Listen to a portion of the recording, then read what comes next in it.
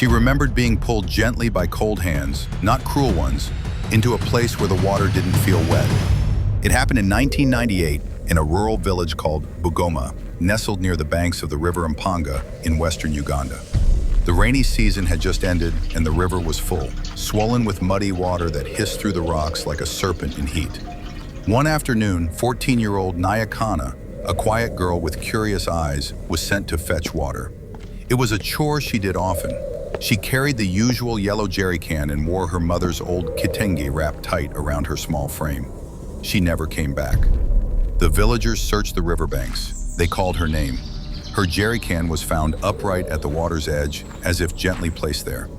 No signs of a struggle, no footprints leading into the river. Just that eerie silence rivers have when they know something. At first, they assumed she drowned, but no body surfaced.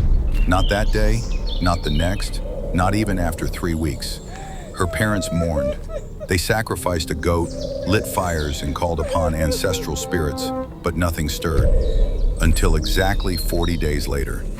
At dawn, the village was awakened by a dog howling, long, sharp, and guttural. It wasn't alone. Chickens flapped wildly, and a thick fog had rolled in from the river like breath from the underworld. And then, Nyakana came walking out of the water. She was dry. Her clothes were not wet, not torn. Her hair was neatly braided, just as it had been the day she disappeared. She walked slowly, eyes unfocused, like someone waking from a deep sleep. People screamed, some ran. Her father fell to his knees. She said nothing for hours. Then she whispered one word, Bakade. It means the elders in Uganda. When they pressed her, she said she had been called into the river by voices, old ones.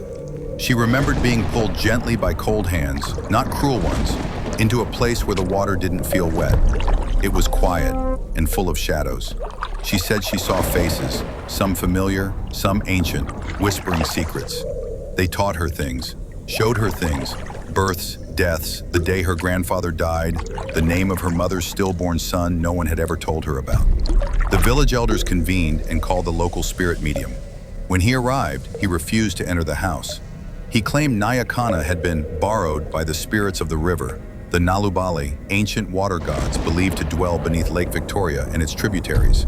She had been taken as a messenger, allowed to return, but with a condition: she would not live past her 18th birthday.